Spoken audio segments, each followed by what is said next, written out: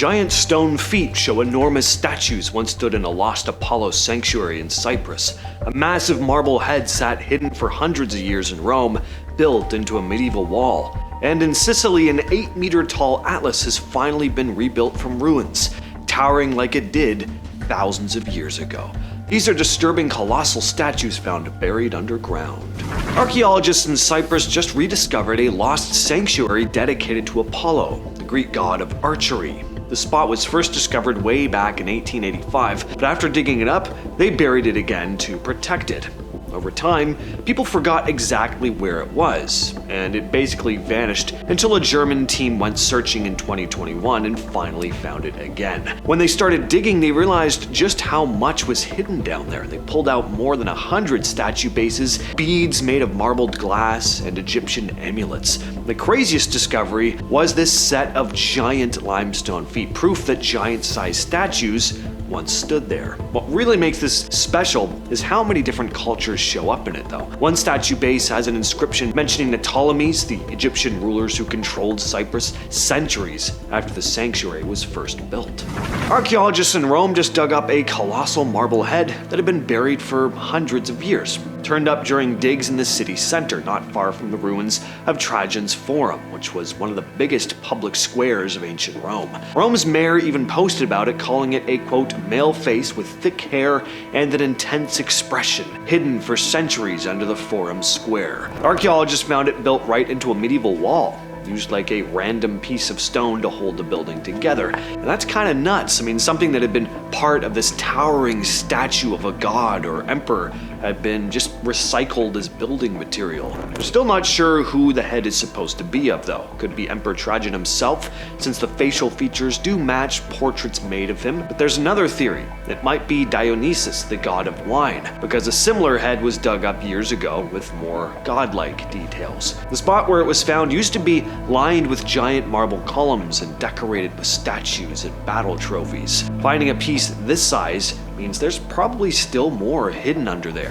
So in Sicily, they just finished bringing a giant statue back to life after it had been buried in ruins for hundreds of years. It's a colossal figure of Atlas, the titan from Greek mythology, who is punished to hold up the sky on his shoulders. This thing is 8 meters tall, or about 26 feet, and it originally stood at the Temple of Zeus, which was supposed to be the biggest temple the Greeks ever tried to build. That temple was never even finished though. The story goes back to 1812, when a young British architect named Charles Cockerell was poking around the ruins. He noticed this massive block of sandstone lying in the dirt. At first glance, it looked like just another chunk of the temple, but when he looked closer, he realized it was actually the head of a giant statue. That's when archaeologists pieced together that the temple once had nearly 40 of these atlases lined up around it, each one carved to look like they were straining under the weight of the building.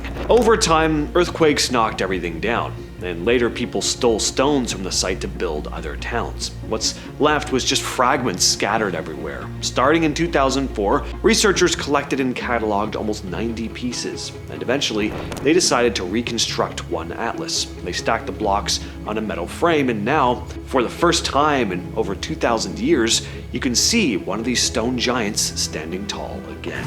Back in the early 80s, construction workers in Jordan were cutting through the ground for a new road when they accidentally came across something that had been hidden for nearly 9,000 years. Archaeologists rushed in and found a massive pit about 8 feet underground, and inside were dozens of eerie plaster figures staring back at them. These things were almost life-size too. Strangely, some of them had 2 heads. Total, they found 15 full statues and 15 busts buried in 2 separate pits. What's interesting is that these statues weren't even meant to last. The way they were built, the plaster, it should have crumbled, but instead of displaying them, the people who made them seem to have just buried them almost immediately after creating them. As you can see, these are pretty odd sculptures. None of them have any real detail on their bodies. The only part carved with any real detail are the faces. But I mean, imagine digging into the ground and suddenly seeing rows of these blank, flat bodies with huge dark eyes staring at you. In Sardinia, archaeologists just discovered parts of 2 giant statues at Mont'e, a necropolis full of huge stone figures that date back almost 3,000 years. The newest finds are torsos of boxers with shields carved across their midsections, similar to ones found back in 2014. Getting them out of the ground is tricky though. Monica Stacchino, the lead archaeologist, said the two large and heavy blocks of torsos will need time to be freed from the sediment around them so they can be prepared as is necessary for their safe recovery. The site itself has a wild story. Farmers found the first stone back in 1974, which just kicked off decades of digging. At first, people thought the statues were from Carthaginian times, but it turns out they're way older, made between roughly 850 and 750 BCE. So far, archaeologists have identified around 24 statues, boxers, archers, and warriors, but no one knows exactly why they were made. Were they guarding the necropolis? Were they symbols of the people buried there? Till this day, we can't say for sure. In Egypt, archaeologists found a massive red granite head from one of the biggest statues of Pharaoh Amenhotep III, who ruled around 1370 BCE. The statue was originally huge, but only the head and an arm are still around today, both sitting in the British Museum. It's not even clear if the statue was built where it was found, or if it was moved there later from Amenhotep's mortuary temple on the other side of the Nile. Amenhotep III ordered tons of statues during his reign. Some of the others, like the Colossus of Memnon, are still standing today. When scholars first saw the head, they thought it was a statue of Thutmose III, and it actually might have been originally. See, pharaohs would actually sometimes recycle statues of rulers who came before them.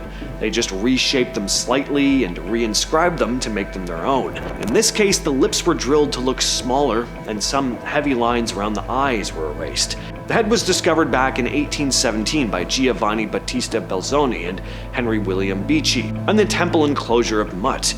Moving it was a nightmare. It took 8 days just to drag it a mile down to Luxor to put it on a boat heading to Alexandria and eventually London. At one point, it even stayed in someone's house in Cairo before it made it to the British Museum. I mean, imagine seeing this ancient, massive thing just sitting in someone's living room. Archaeologists in Rome just found a huge marble head buried under an old church. The head was found during digs at the early Christian Basilica of Santo Stefano. It had been hidden under layers of rubble and dirt for centuries. The first thing people noticed were the long locks of hair carved in stone. As they cleared the soil, the full massive head appeared, way bigger than a normal human head. So the original statue had been enormous.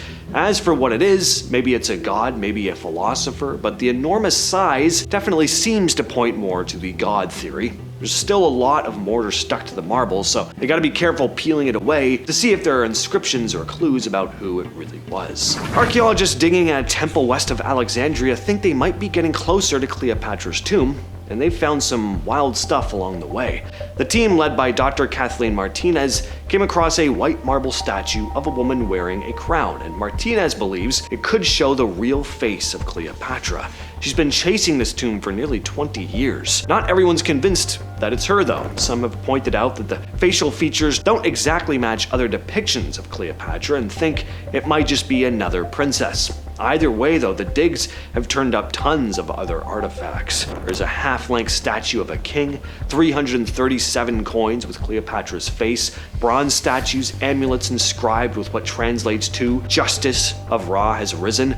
They also found oil lamps and pottery. The site is the Taposiris Magna Temple, and it sits above a crazy network of tunnels stretching from Lake Merio to the Mediterranean. Martinez thinks Cleopatra's body was moved through these tunnels and secretly buried there with Mark Antony after they both died.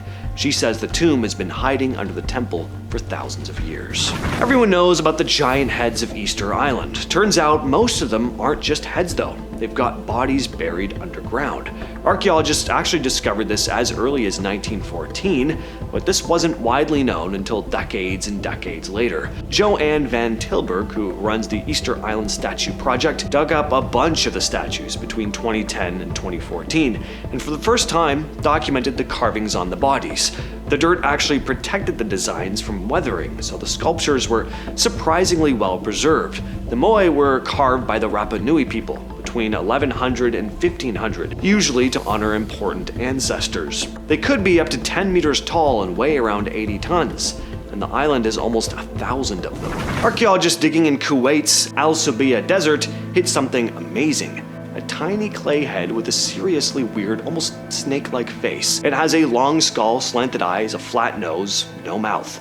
looks a lot like the mysterious snake person figures from the Ubaid culture, which lived over 7,000 years ago. This is the first one ever found in the Gulf though. An archaeologist from the Polish Center of Mediterranean Archaeology thinks the head's long shape might not have just been for style. She says it, quote, might have had a practical use, like holding some kind of wig or headpiece, though it could also be symbolic. People back then sometimes shaped babies' skulls to make them longer, so this might also be a depiction of that. I've been your host, James, and I will catch you, yes you specifically, in the next video.